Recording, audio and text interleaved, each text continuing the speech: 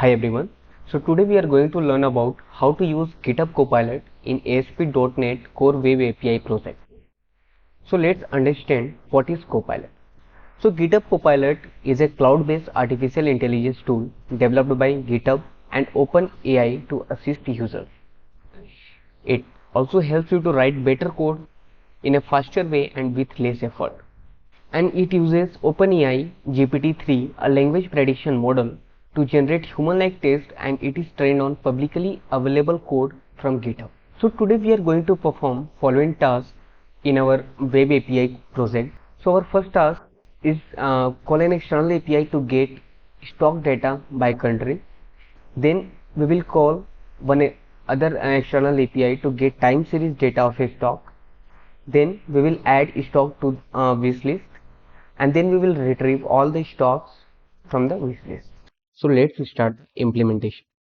So create one ASP.NET Core Web API project and give the name Share12. Click on next and click on create. So it will take some time to create the project. Okay, so now asking for to start the Docker desktop. So we can click on yes. So it's starting the Docker desktop now. So container started successfully. So in order to save the data in database, we need to install some packages. So we can browse. Okay, so first one, we have to install Microsoft.Entity Framework Core. So we can click on it and we can install it. Okay, and just accept it. Like this, we have to install Microsoft.Entity Framework Core.SQL Server.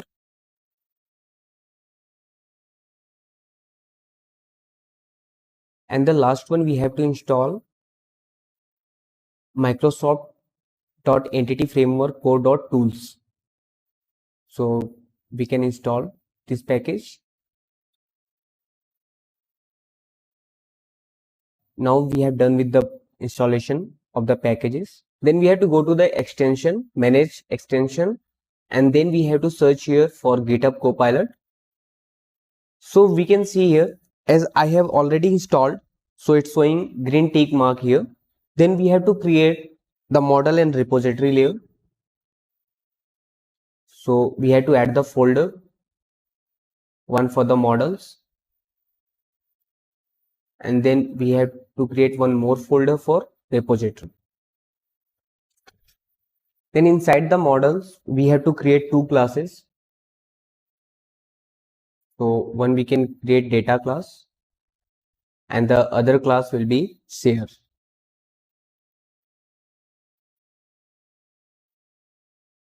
Okay, so now we have created two class. Now inside the shares, we have to add some of the data members. For that, we have to add the comment so that Copilot will suggest the code for it. So here we can add the comment, create data members, and then we can give the data members name here, symbols, name, currency. Like that, we can give all the data members name.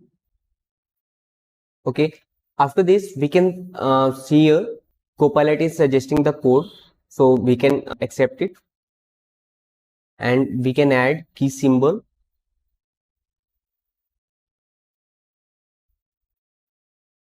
Inside the data class, we have to declare one property. So Copilot is suggesting the property here. Okay, we can directly accept. So with this property declaration, we can access an array of shares object using the data property. And then one more class we have to add, and here we can give the name as ApplicationDbContext. This public class named ApplicationDbContext, it will inherit from the DbContext class. And here we can see Copilot is suggesting the code, so we can accept it. So DbContext class is provided by Entity Framework Core and serves as a bridge between your application and the underlying database. It provides functionalities for querying, inserting, updating and deleting data from the database. Now inside the repository, first we have to create one interface, and here we can give the name as iShareRepo.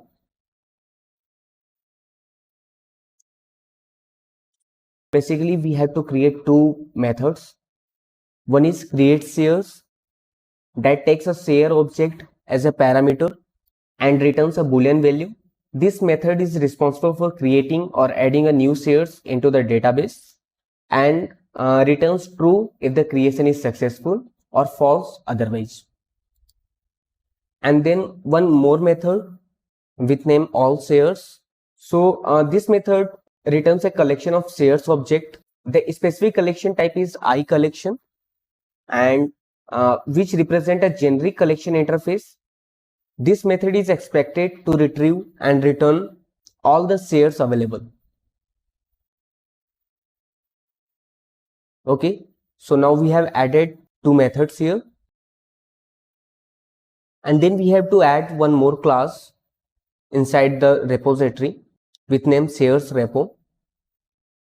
So this class implements the iSharesRepo interface and serves as a repository for managing shares. Now here we can see Copilot is suggesting the code, so we can accept the code, and then we can import the necessary imports.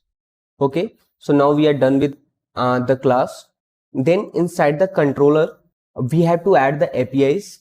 So here we can give, like, first we have to add the get API, and here we can provide the route. So here we can give the route as shares, and then we have to add the method add share data. So we can change the return type and the method name. We have to call the external API, so we can add the comment for it.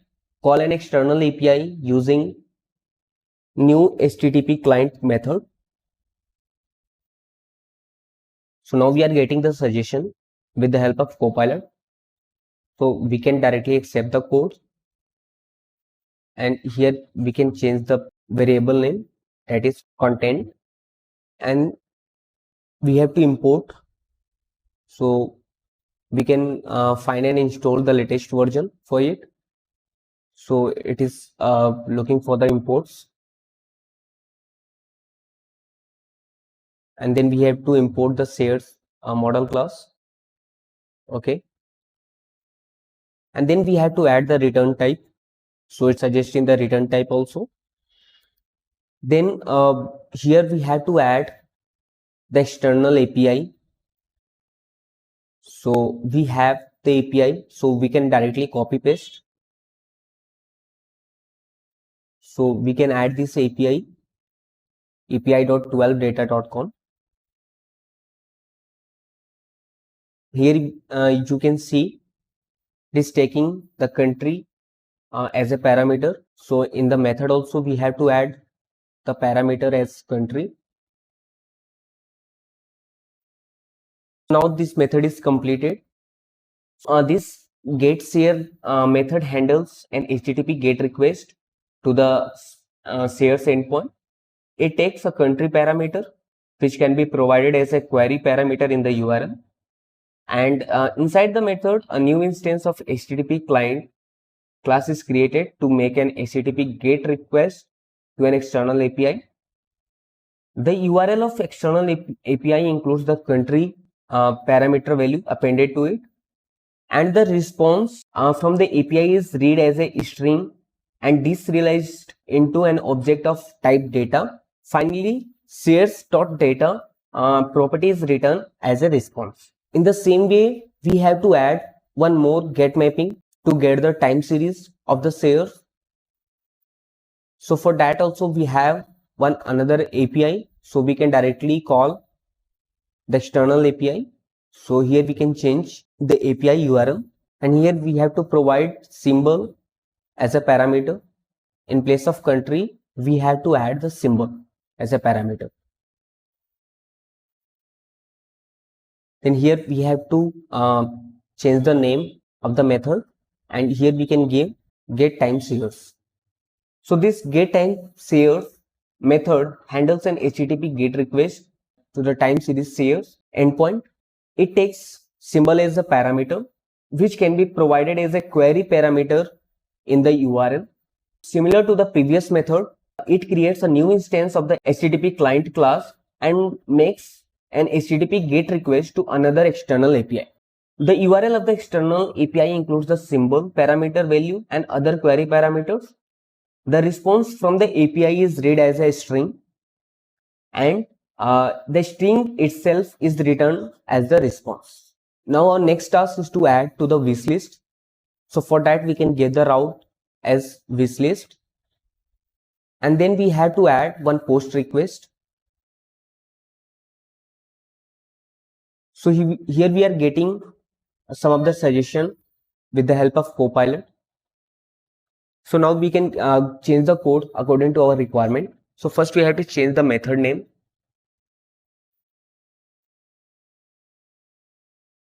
So here we can give the method name as add shares, and here we can pass the shares object.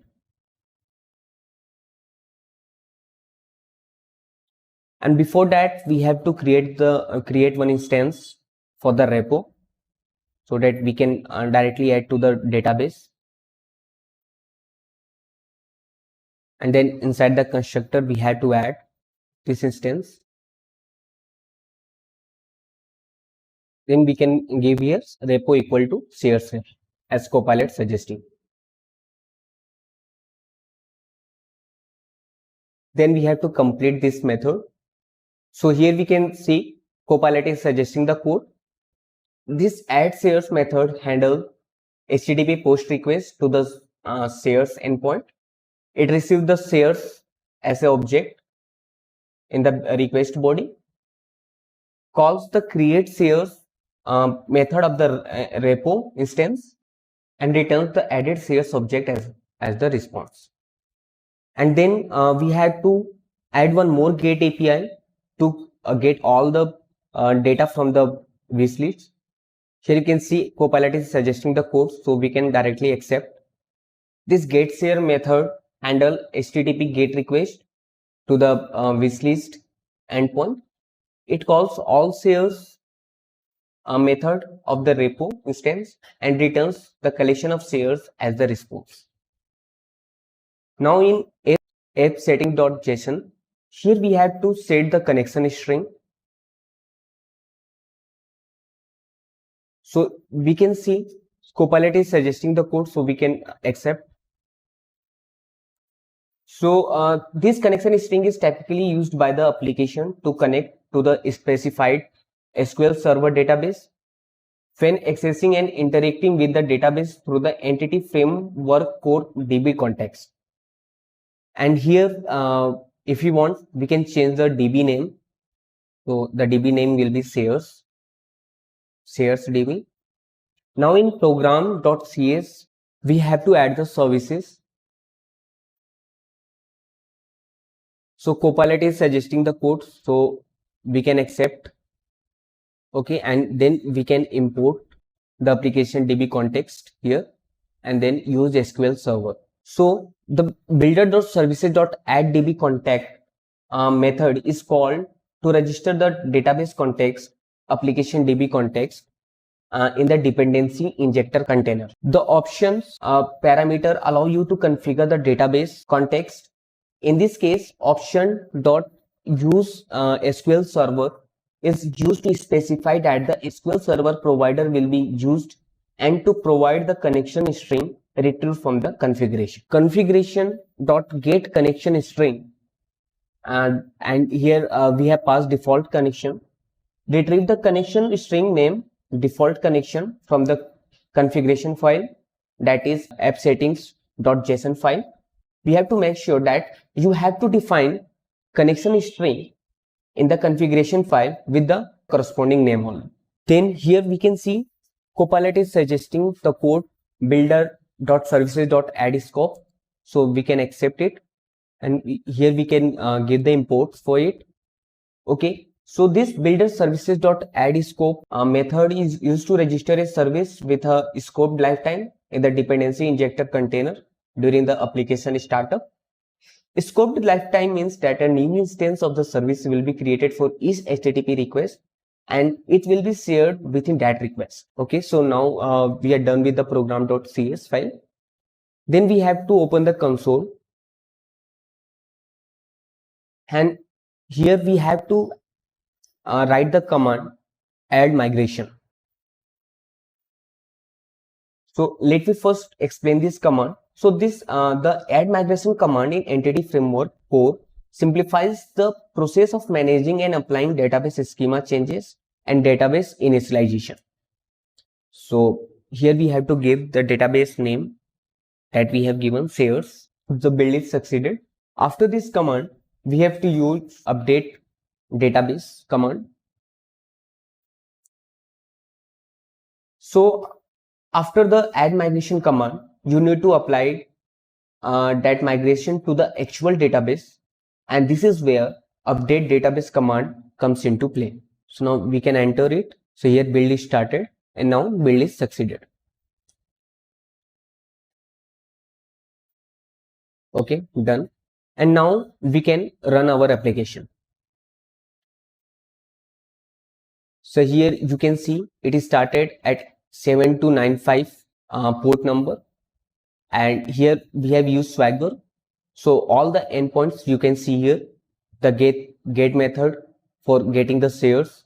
Then we have one get mapping for time series share. Then we have one post mapping, save the shares into the wish list. And then we have one more get mapping for getting all the shares from the wish list. So we can test any one API. So click on try it out, and we want to get the time series for the shares. So here we can provide the symbol and click on execute.